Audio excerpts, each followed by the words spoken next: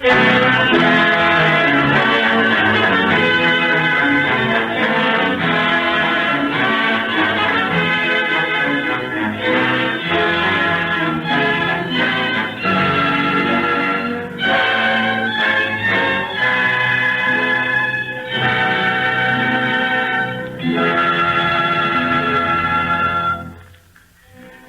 and gentlemen, tonight you are invited to listen to a new radio program.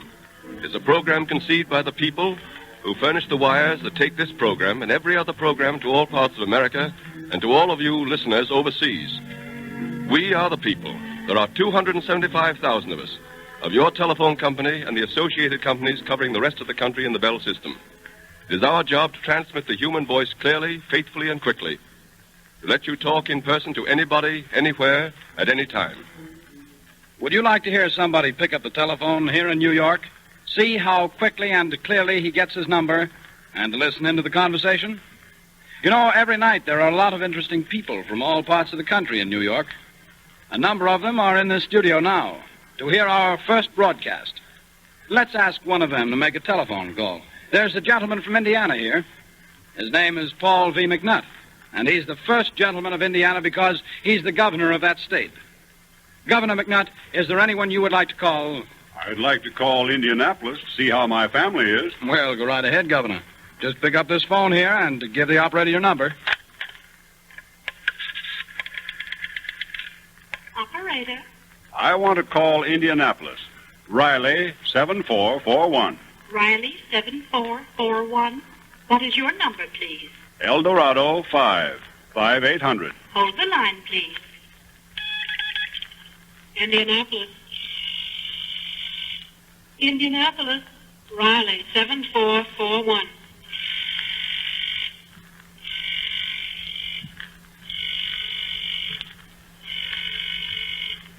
Hello? Hello. Is that you, Kathleen? Hello, Paul. I knew you were going to call us. Well, how on earth did you know that?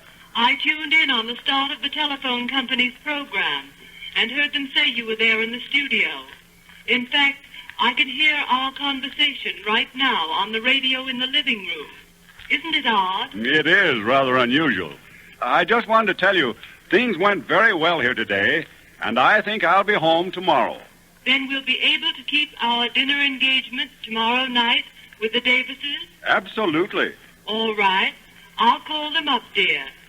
Goodbye. Goodbye. That was pretty quick work. What would a call like that cost? Well, what do you think, Governor? Oh, I don't know. Quite a way. I'd say between $2 or $3. No, sir. It costs only $1.40 to telephone from New York to Indianapolis after 8:30, station-to-station rate. And if Mrs. McNutt had been in San Francisco, the same call would have cost only $5.50. Mighty few people realize how little it does cost to phone out of town, especially after 8:30 at night.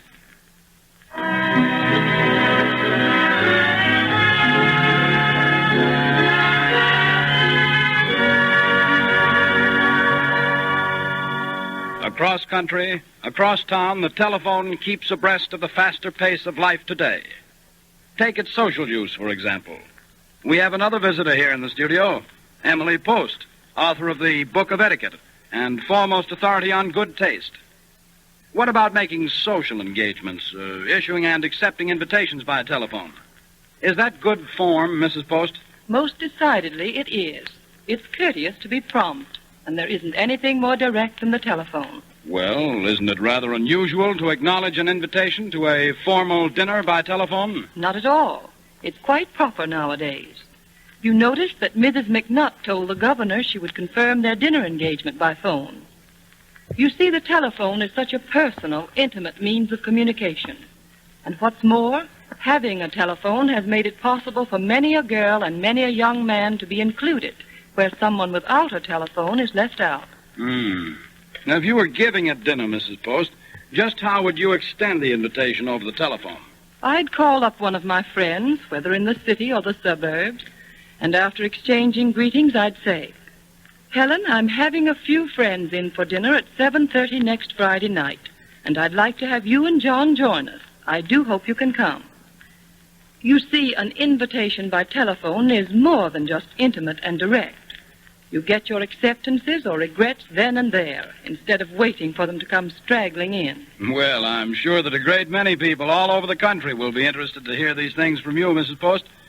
Thank you for coming down this evening. It has been a pleasure.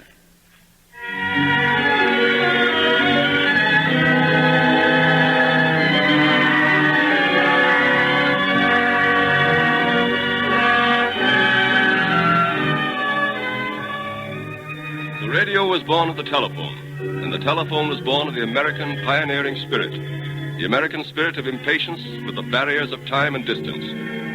Ladies and gentlemen, tonight we are sending to you a radio program which we hope will mark a new milestone in American broadcasting. It's based upon the sense of pride and honest patriotism which each of us feels for the achievements of our country from the earliest times to the present day. As the world moves, 300 short years represent a small span in the history of civilization. But in these years, everything that we think of as American has been created, fought for, achieved. We call our program the Cavalcade of America, and in the simplest fashion at our command, we plan to tell you a group of stories each time that you honor us with your attention at this time.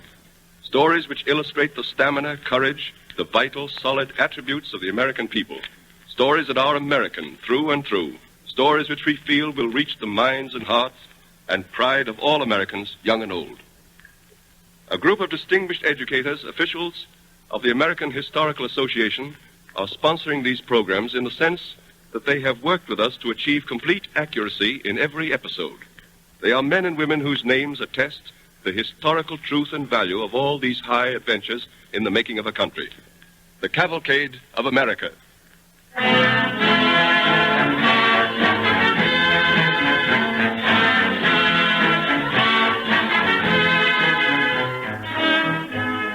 As you watch the American cavalcade pass in review, you find much that is not pomp and circumstance, bugle call, or cannon roar. A certain doggedness and perseverance, a willingness to fight it out at all costs, is the most distinguished attribute of the American. Let us go to the vanguard of the American cavalcade and turn the pages of history to the spring of 1621, to the Pilgrim settlement of Plymouth, Massachusetts.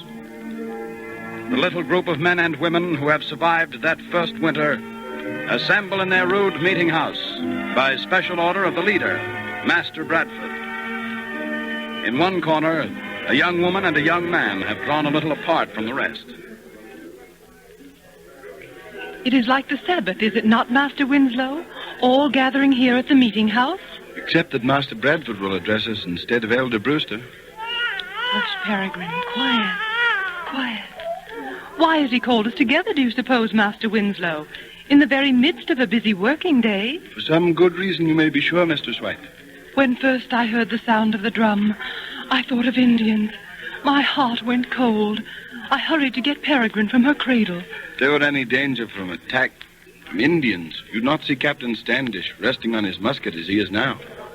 In truth, the Indians sooner send an arrow through your back as you work in the field than sally in the open. No, 'tis other business that Master Bradford wants with us. Master Bradford looks stern and sad. There's little to make him smile these days. He grieves for his wife.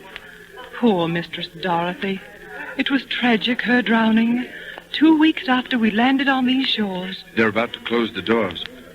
Everybody who's able is here, all but those who lie sick abed. So many empty benches. There remain but half as many of us now as there were when first those benches were placed there. Look, Bradford is standing. He motions to us to be quiet. Oh, they're closing the doors. We'll soon know now. I pray thee. Master Bradford's about to speak. My friends, I have called you away from your tasks this morning in order to speak a message of importance. A message which will shape the future of every one of you and the future of Plymouth settlement. Hush, darling, quiet there. For 4 months, the good ship Mayflower has lain at anchor in this harbor, unable to return to England by reason of the fearful storms and the mortal plague that took off many of its crew. But this morning, her master came to me and informed me that, God willing, he will put off the voyage no longer. He is preparing to sail on the 5th day of April, just 4 days hence. Any of you who wish to return to England on the Mayflower has that privilege. You came to the New World in good faith and with high hopes. Your faith has been sorely tested these winter months. Of the 102 of us who came here, only 51 remain. Many of you have lost those who were nearest and dearest to you. If you desire to leave, to return to soft ease of old England, we who are in command here will not try to hold you. You men who are still blessed with wives and children may wish at least to send them back, even though you remain here yourselves. We would not blame you, for God alone knows what awaits us here. In 4 days, you must make your choice. Weigh it well. For once the Mayflower sails, there is no turning back for anybody. Now let us go again to our fields and consider well what we should do. I have spoken my message. Well, Master Winslow. Well, Mistress White? Good Master Bradford's news seems to have pleased you. Yes. And yet I am sad at the thought of losing some of my good friends. You are sailing, then? Perhaps. Why not? What is there for me here? I am not a delver in the ground. I do not want to till the soil and then suffer death from scurvy. I've tried to do my best, but I don't like it. I covet a more adventurous life. Is this not a mighty venture? Are we not periled every moment by the savages? The Indians, a narrow in the back, forms lurking in the forest. They don't fight us in the open. They do not meet us like an honorable foe. No, this is not adventure. This is merely hardship in a rude wilderness. True, a wilderness. It is free, though. Free and honest and God-fearing. And one can pray here in the New World as one chooses. One has time to pray here in the long, dreary winters. Why do you stay here, Mistress White? What is there here for you? You have suffered much and buried your husband here. And born my child here, remember. The first child to be born after landing on these shores. Then for the sake of the child, you should return to England. This is no country in which to bring up a child, particularly a girl child. And why should you be so interested in me and my child, Master Winslow? Mistress White, I hate to leave you here in this wilderness. For many months now, I've thought of you. You have been very kind, Master Winslow, but do not talk of this before these folk. The meeting house is not yet empty. I've thought of you in holy love, Susanna.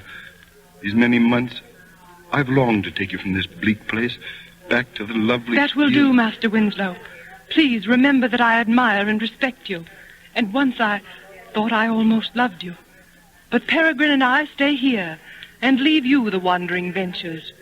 We will face our hazards here as stoutly as we may. But, Susanna, if you only knew how long I've loved you, Good day, Master Winslow. But, Susanna... I play not with wandering dreams, and I am holding to this place in purpose. Susanna! Susanna!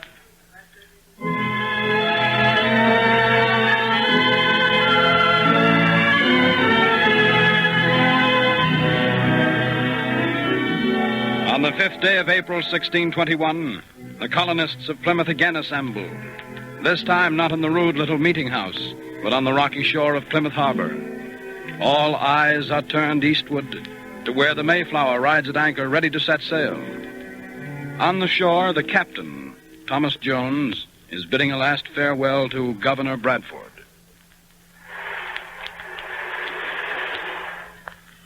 Well, sir, the tide will be turning straightway. I must be pushing off.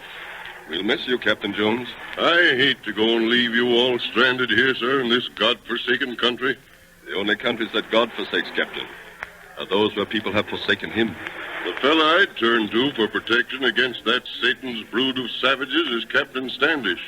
Meaning no irreverence, sir. I wish you had more real soldiers with you like him. As yet, the Indians have made no open sally, but truly, Captain Standish is doing much for us. Already many of us have mastered the use of arms. Well, Bradford, it's all right for you, I suppose. But me, I'd rather be in a hurricane in a good, tight ship than live the bleak and barren life you'll have here. When I reach London, I'll have some peace from worry and a chance for merriment. But you must fret with trouble all the time. Belike 'tis true, master. If not these serpent Indians, 'twill be puny crops or violent cold, starvation or the scurvy. Master, it falls on the crew how well the ship behaves, does it not? That it does. Well, I have an apt and loyal crew working here for me on the shore, uncomplaining, sharing what they have, and facing each new hardship with godly courage. That you have, Bradford. My 4 months here have taught me that. Do you think any of them will leave with me? That young fellow Winslow standing over there by the cliff, he might go. He has no stomach for grubbing earth. He'd rather be a sailor like yourself. Marry, with only half a crew and some of them not fit to stand, I could straightway put some more hands to the ropes. We need more hands ourselves. A spring planting to be had, a new building, woods to be cleared. I only hope most of the younger men decide to stay. I think they will. It'll be a grievous thing to lose one man. We may need every fighter we can get. That you may. Forsooth, I still dare hope that none of them will leave. Mayhap 'tis folly, but already I'm proud of our little settlement in the New World, and I mislike to see anyone turn back. Yes, I know your heart. Sort of like deserting a ship. Well, if you have any to take the passage, I hope they'll hasten. The tide's turning. I told them to come here to the boat. I see none yet. Winslow seems to be undecided. He and God must choose his path. I must take leave, row out to the ship, and be quick to sail at a moment's notice. But before I weigh anchor, I'll watch sharp for your signal. I'll wave a white cloth. But if any of our people change their minds, I'll fire a shot. I must give them every chance to read their own purpose. I shall wait the signal. Good hope, sir. I hope the next few months will be easier. We'll be praying for you. Good hope, Captain, and Godspeed. Oh, Master Jones! Oh, Master Jones! Oh, Huh? oh Why? just a moment, if you please. Why, surely, Mistress White. Have you and your little baby decided to be our passengers? Oh, no, Master Jones. I would not leave here. But I have a little packet for my dearest friend in London. Would it be too much to ask you to take it for me? Why, surely not, Mistress White. It's all superscribed. Here it is. I will bear it safely, Mistress White, never fear. I must haste and weigh anchor while the tide is right. Godspeed. Godspeed. Godspeed, good master. Push her off, boys. Goodbye. Oh, yes, Master Winslow, I thought you were leaving us. I saw you standing near us, and I waited for you to step forward. I do not go, sir. Oh, Peregrine, hush. It is not yet too late. I shall signal the boat if you wish to leave. Master Bradford, I yearn to go.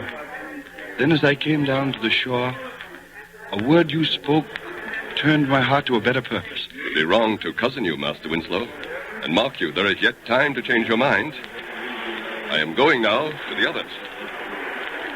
Master Bradford looks blither than I have seen him in many a month. Ah, Mistress White, you have speech with me once more.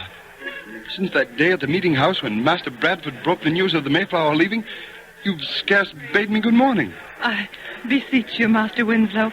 I was angry because you were leaving. But what made you change your purpose? You angered toward me when I set my heart for England? Susanna, that bespeaketh... Meet my question first, Master Winslow.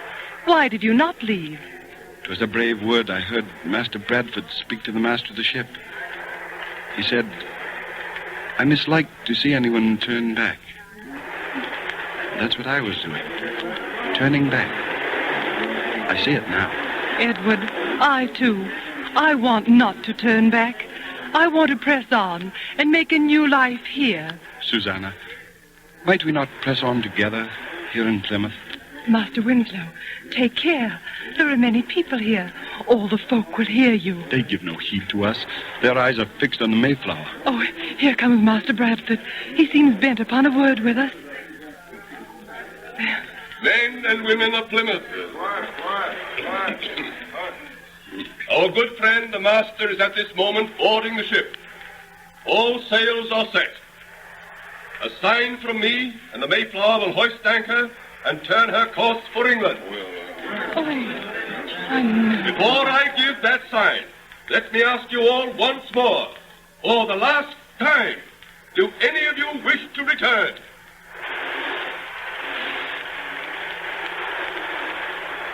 It is not too late to change your minds. One word. Your last chance, Edward. I have made my choice. Then I give the Mayflower the sign to sail. Oh, God. They're pulling up the anchor. I can see them. You're a gay sailor. You are, Master Jeremy Fuller. They're weighing anchor. They are not. They're hoisting it. I can see them. A whole line of men hauling on it. Hush, children, hush. The ship is veering round now. The sails are filling. How white they gleam in the sun. Glad I am the sun is shining so fair today. The earth feels warm and rich at last. Look, the Mayflower gains its headway. Look, Peregrine. Look, baby. I wish she might stamp this morning on her memory. She's looking landward. She's right, too. Why look back when there's so much ahead? Would I could see what is ahead. All that we dreamed of when we came here. All that anyone could ask for. Work, good friends, the worship of God. And love? Yes, I think so. Now. Elder Brewster has read the burial service over many of our number, but the marriage service, never. We'll be the first. Look, the Mayflower's flag is dipping. And there goes the last salute. I'm glad. There's no turning back now.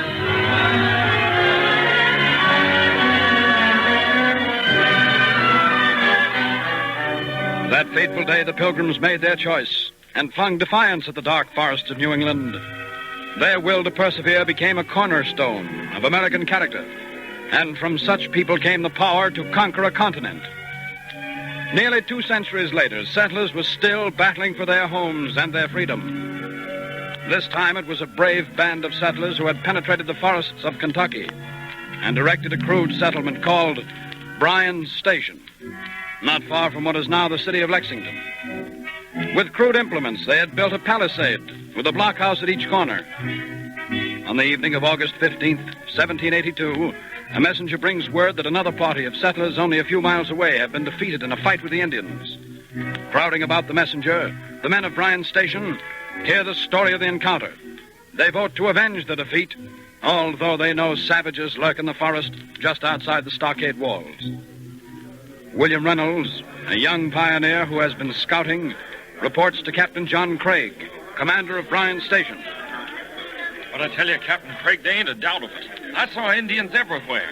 And if the men leave for Hoy's now, every woman in this station will be scalped clean. You think it's a trap, Reynolds? I reckon they're just waiting for you to march out of here to blow you all to kingdom come. Where do you think most of their force is? I reckon most of them hiding around that there spring down the hill, the one where we got our water. Yeah, what are we going to do for water? We can't hold out without water. Well, there's just one thing in our favor, men. The Indians don't know we've discovered him. We've got to act like we don't know they're out there. Reynolds, gather all the women of the station here at once. Have them bring all their noggins and pails. Sure, Captain, I'll get them. O'Bell. Yes, sir. Tomlinson. Coming, Captain. Yes, sir. What can we do, sir? Well, now, you think you could pick yourselves 2 good horses to get from here to Lexington? Yeah, sure. We could try. Well, get a move on. And when you get outside, don't run unless you're shot at. Yes. Act like you was going hunting. I don't think you'll be stopped. The Indians won't risk shooting until they find out how strong we are. Right, sir. We'll get through. Say, Captain Craig, my Lucy and the baby, they're at my cabin outside the station. I better get them in here. All right, Morgan.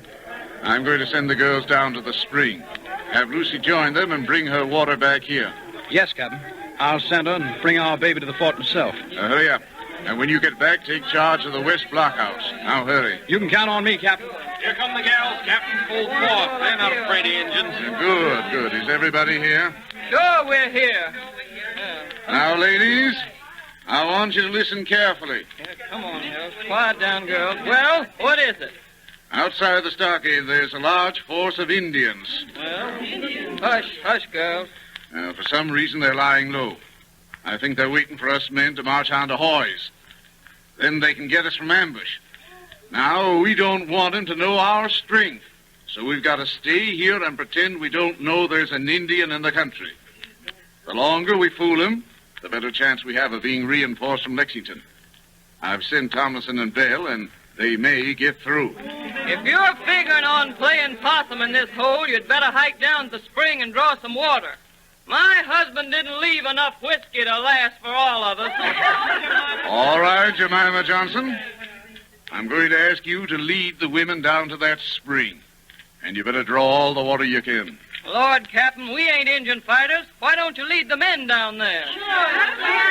Because that would be playing into the Indians' hands. If you women will go down there just as you do every morning and pretend that nothing is wrong, I don't think you'll be touched. The Indians want to capture the station and kill the men in it.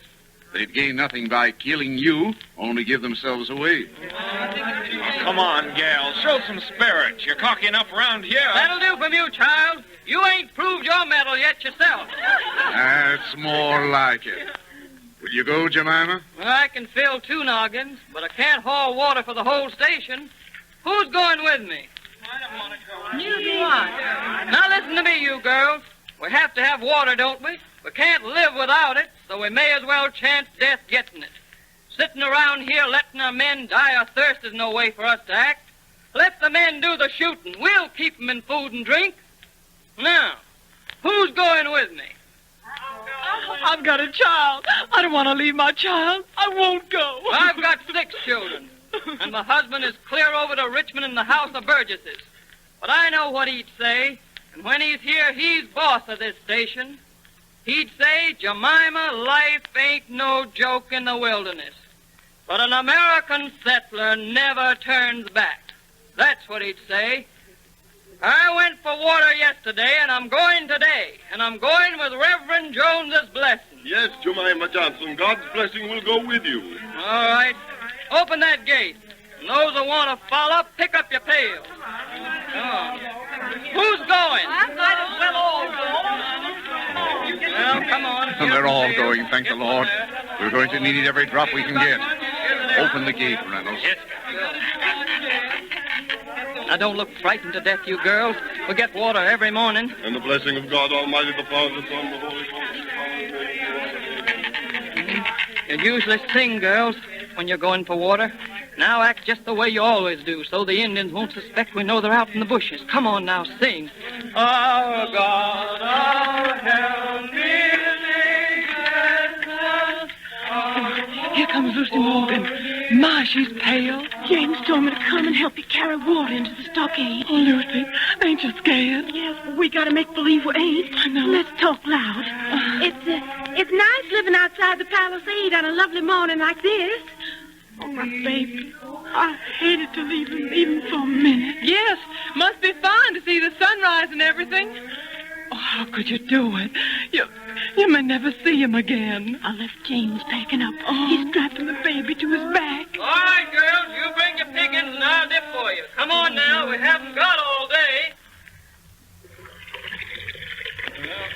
Another one, Cole. Come on. Somebody get it. Don't spill I it. thought I saw something moving over there. Where? Over there. In the brush, the other side of the spring. Pretend not to notice. Okay. We must pretend. We must. Come on along, Lucy Morgan. Fill up them pickings. Don't look over there. It's all right. Well, that's a mighty pretty white hanky you're wearing, Lucy. Mighty pretty.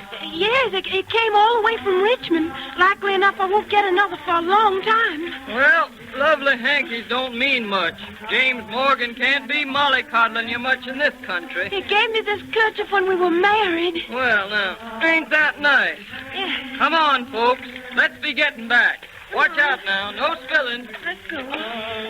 Oh, Lucy, I saw something move. I think it was a gun barrel. What? Oh, I wish we'd hurry. If Jemima would stop singing, she'd be able to walk faster. Hurry. Quit pushing me. Oh, I'm spilling the water. Hurry. Oh, look, they're opening the gate.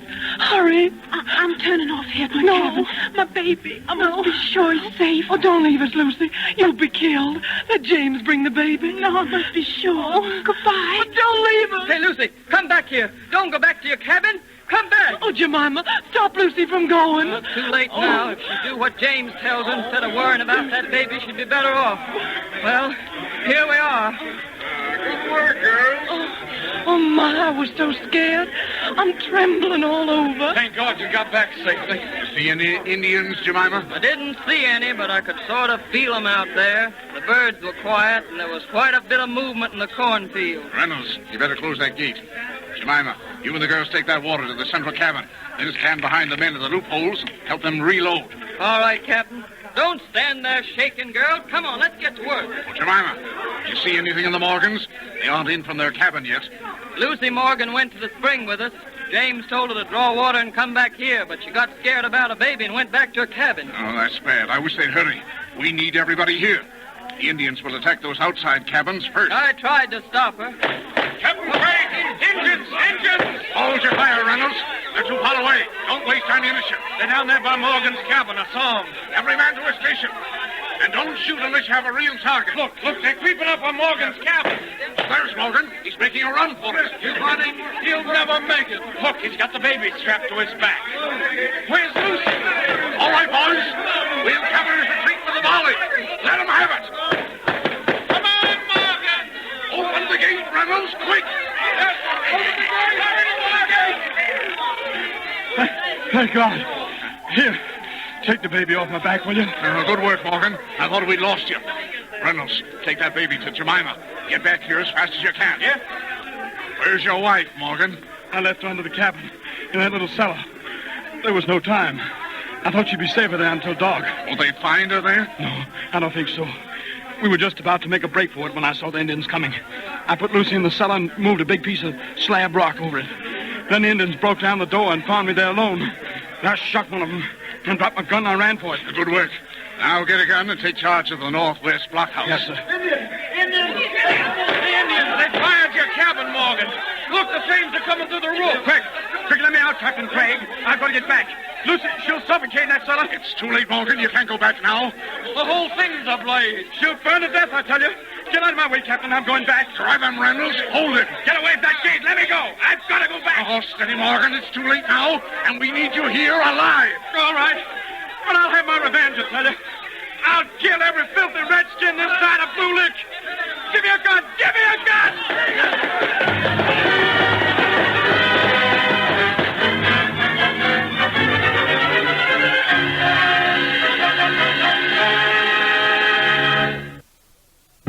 And so the battle raged. The Indians attacking from the woods by the spring were fought back with desperate courage. Some of them even reached the stockade and threw burning torches out of the rough clapboard roofs of the cabins on the western side. For a while, as the blaze raged, the pioneers lost hope. Then a breeze blew across the settlement, blowing the sparks away from the walls, and the fire, finding no more fuel, gradually died out. Now and then, a flaming arrow fell on a roof of the settlement. But the boys of the garrison, lying on the inward sloping roofs, plucked the arrows and threw them away before damage was done. At sunset, all firing stopped. A figure came out of the forest bearing a white flag. It stood on a stump and hailed the station. Hey there in the station. Listen to me.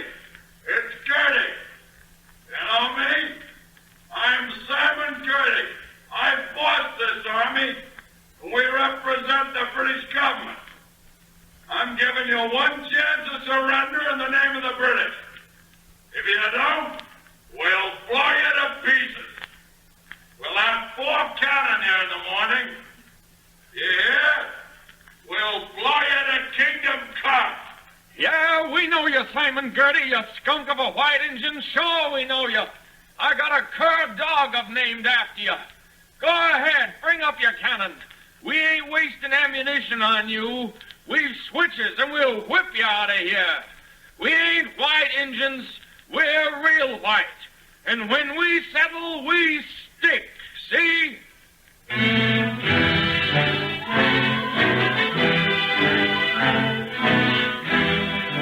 And while young Reynolds flung his desperate defiance at the enemy, Morgan crept from the stockade. He could wait no longer. He must see for himself what lay under the ashes of his cabin, whether there was any hope that Lucy might still be alive. The lurid light of Indian campfires shone against the forest, but no shots disturbed the silence. In the station, the pioneers waited for the attack, waited for the cannon that would blow the stockade to pieces and put them at the mercy of the scalping knife. In the early dawn, Reynolds stood by the stockade gate and tried to keep awake. Who's there? It's Morgan. Let me in, quick. Well, I'll be... What you doing outside the stockade? Are you crazy? No. I had to see. I had to make sure. Your wife, was she... Did you find her or anything? Lucy's dead. I found bones. Charred bones. That's all. There was an Indian sneaking around the ruins with her handkerchief. He's dead, too, now. If we ever get out of here alive, we'll get every man in the territory and we'll wipe them Indians off the face of the earth. If we get out of here alive. The water's most gone, too. Captain says if help doesn't come pretty... Who's there? Captain Craig, it's the messenger. Open the gate. It's Tomlinson. This way, Tomlinson. Here's Captain Craig. Tomlinson. They've gone, Captain. The Indians have gone. How do you know they've gone, Tomlinson? Have you looked in the woods? Are you sure it's not a trap? Plenty sure, Captain. I rode all around over yonder, and they're all gone down the track toward Blue Lick. I picked up their tracks and followed them a mile or more. No sign of cannon? No, sir. So that cannon threat was just a trick. Well, folks, I guess we've outguessed them once again. But the trouble isn't over, don't you believe that?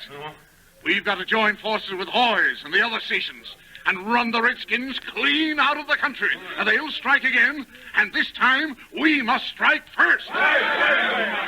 Captain Craig, I'm leaving right now before we're cut off again. Oh, that's the spirit, Morgan. You've shown a lot of courage. Courage? No, it isn't that. What have I to live for without Lucy? Well, let's get started. Look down by the spring. Something's moving. Indians! Close the gates. To the loopholes. Morgan, Reynolds, take 4 men to man the west blockhouse. Ellis, cover the eastern wall. Wait a minute. That's not an Indian. He's a white man. He's staggering. It's a woman. Open the gate. Help her. What? Where's Lucy? James! Oh, it's Lucy. Or a ghost. Lucy. I'm all right. The baby. Oh, there, Lucy. Darling, rest easy. The baby's snug and happy with old your mama. But, Lucy, I went to the cabin. There were charred bones. I thought... Oh, let her rest a spell, James. She's been through enough. I'm all right, Jemima.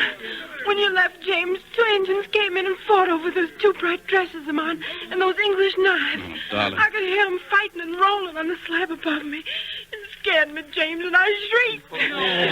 One Indian killed the other. I heard him fall. And when I shrieked, the other one lifted the slab and took me with him. He fired the cabin.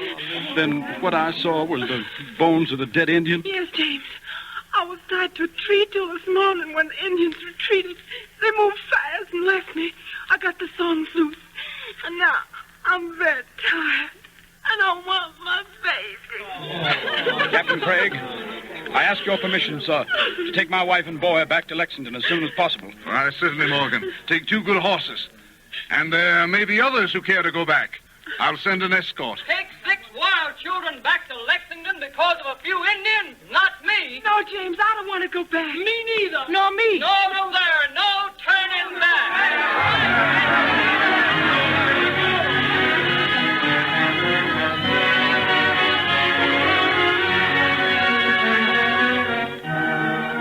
The courage of the pioneers of Bryan's Station and other forts along the frontier did much to win the Revolution and American freedom. Then, slowly but surely, the cavalcade moved westward, winning a continent, battling doggedly against nature and the red man. After the pioneers came the farmers, and they too rank high in our history. A century and a half have passed.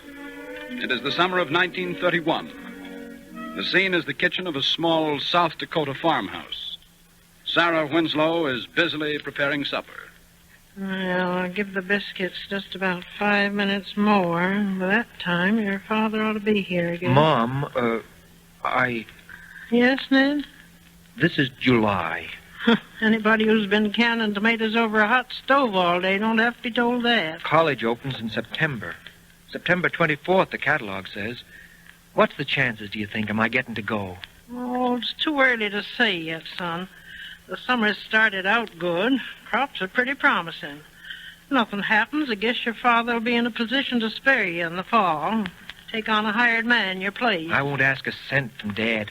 With what I've saved and what I can earn, I'll get along fine. Well, we'll see. I don't want to make any promises like we did last summer and then have to break them. Gosh, what a summer that was.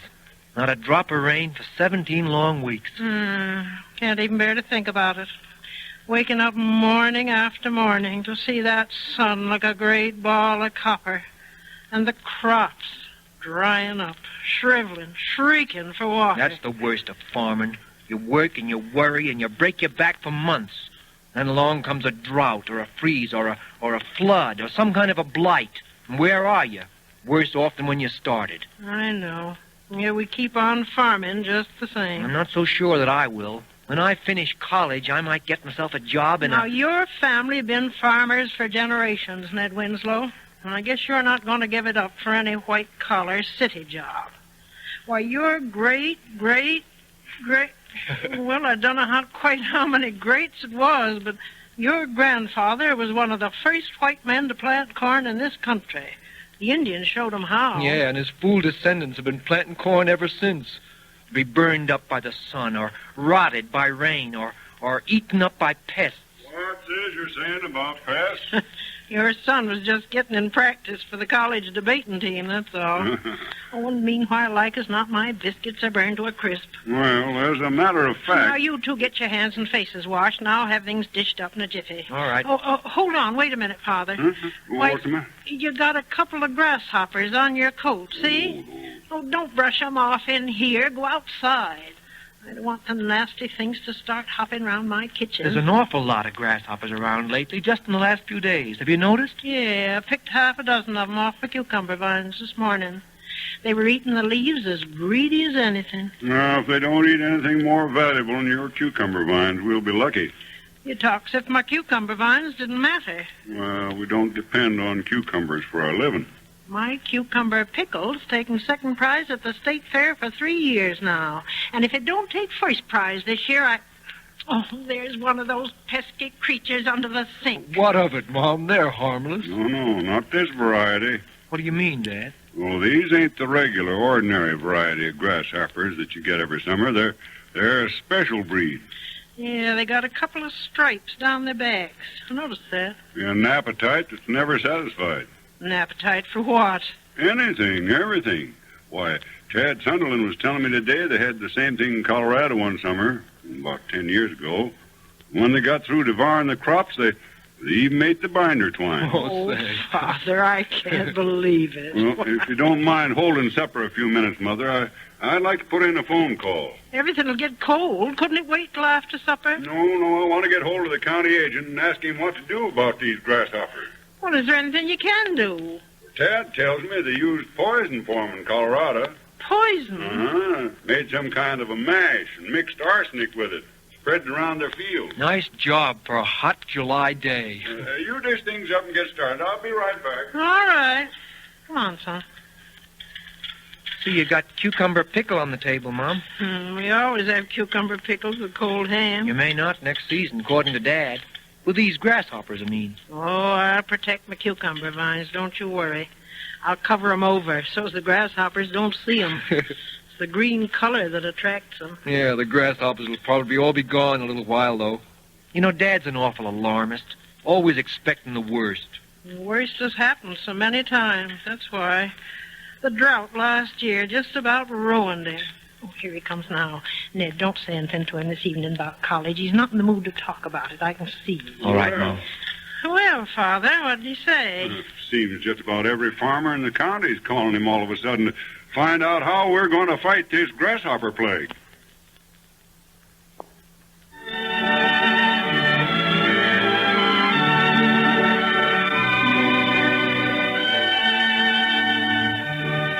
Weeks pass.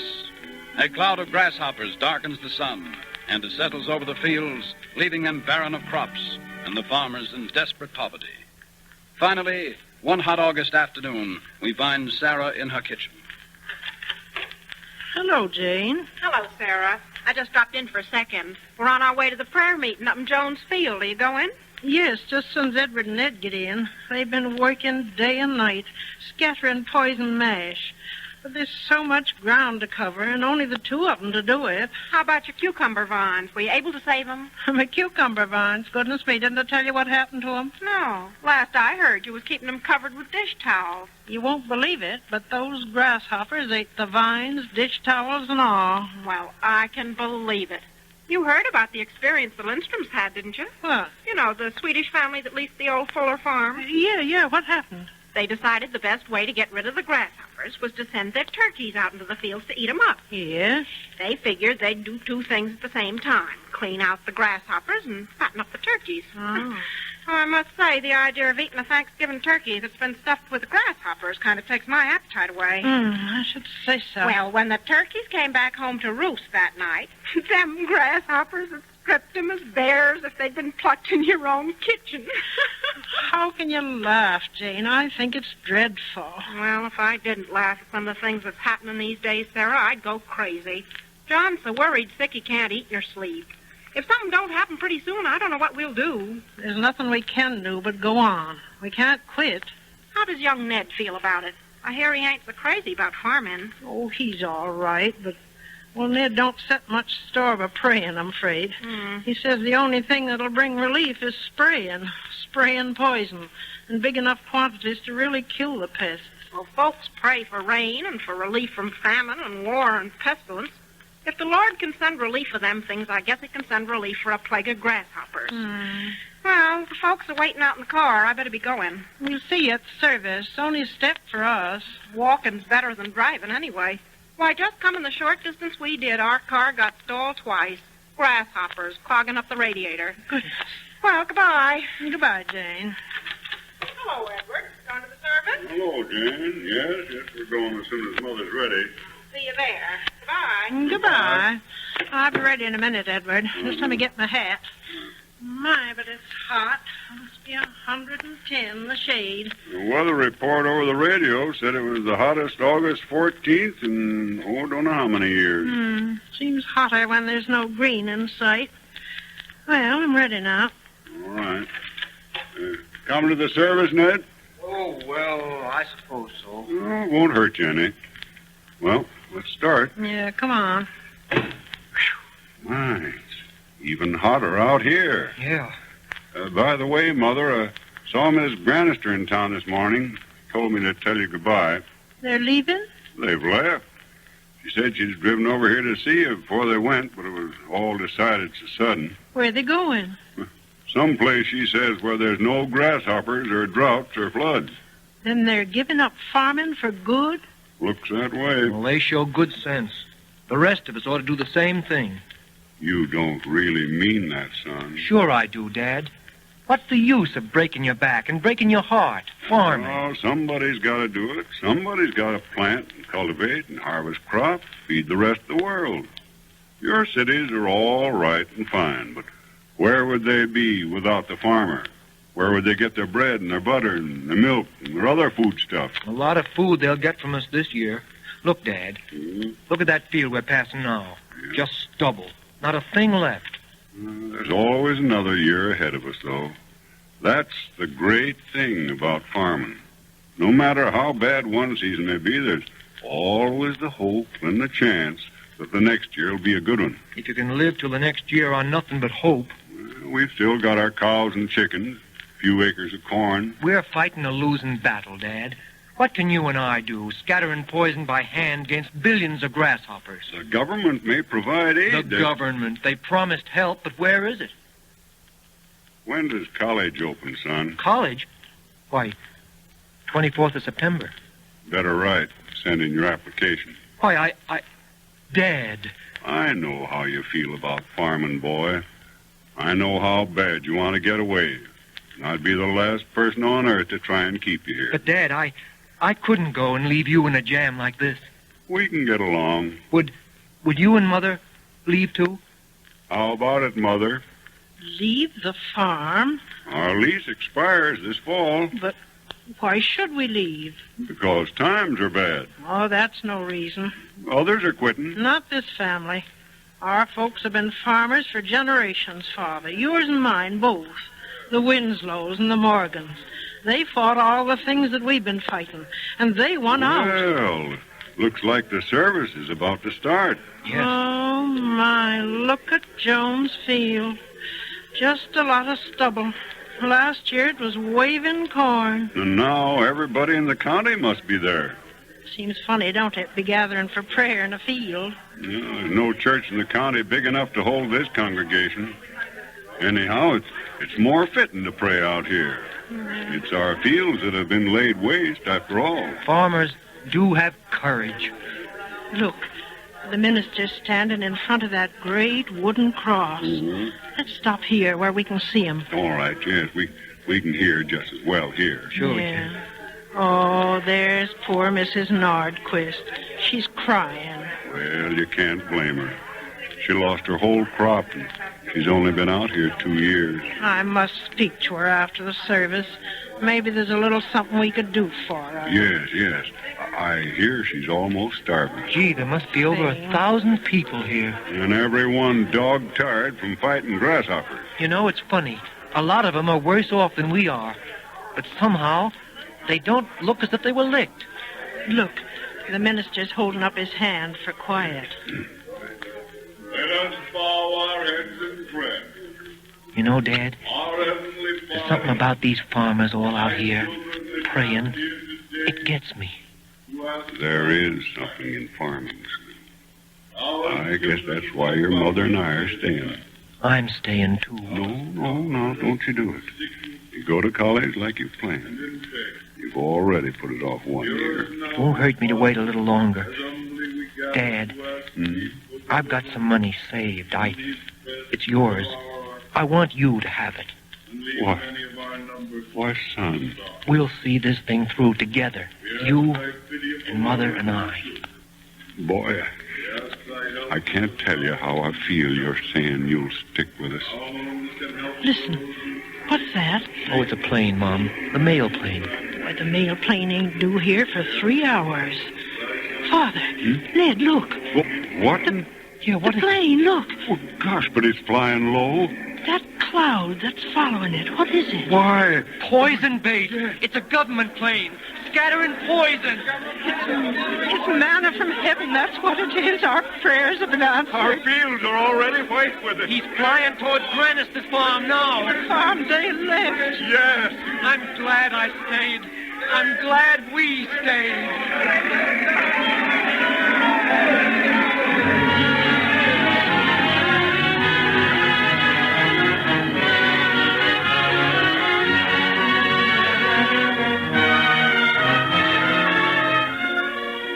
Today, as it has been in all our country's history, we are called to face new and even greater problems with the courage and fearlessness of those who went before us in the Cavalcade of America. The pioneer spirit of today faces new fronts with the old courage. And within the organizations of such companies as your telephone company, men strive toward making life fuller and better. This urge to go forward, the determination to stick it out in the face of overwhelming odds, is the attribute which describes perhaps better than any other the life of one of America's great industrial pioneers, Theodore N. Vail, a man whose whole life was dedicated to making a dream come true, a dream that someday American men and women would talk clearly to each other across this continent. Mr. Vail pushed the long-distance telephone in every direction, in spite of opposition and the most appalling difficulties. With his great friend, General Carty, who solved his engineering difficulties, he welded the entire nation into a closer communion than had ever been thought possible.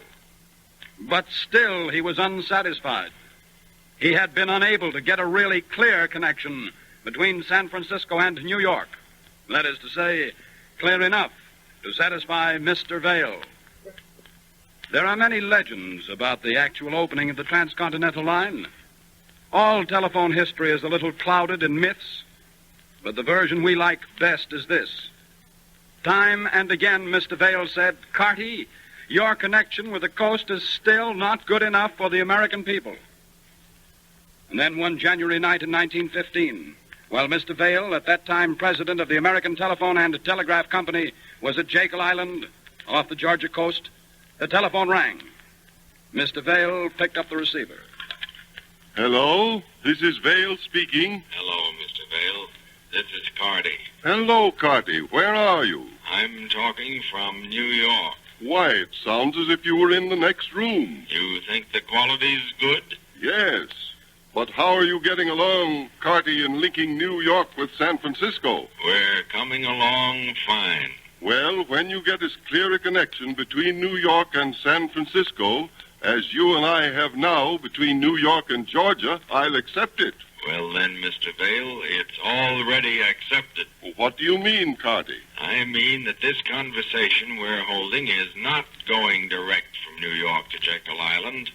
It's going by way of Buffalo, Chicago, and Denver to San Francisco, and back through Kansas City, St. Louis, Cincinnati, and Atlanta to Jekyll Island.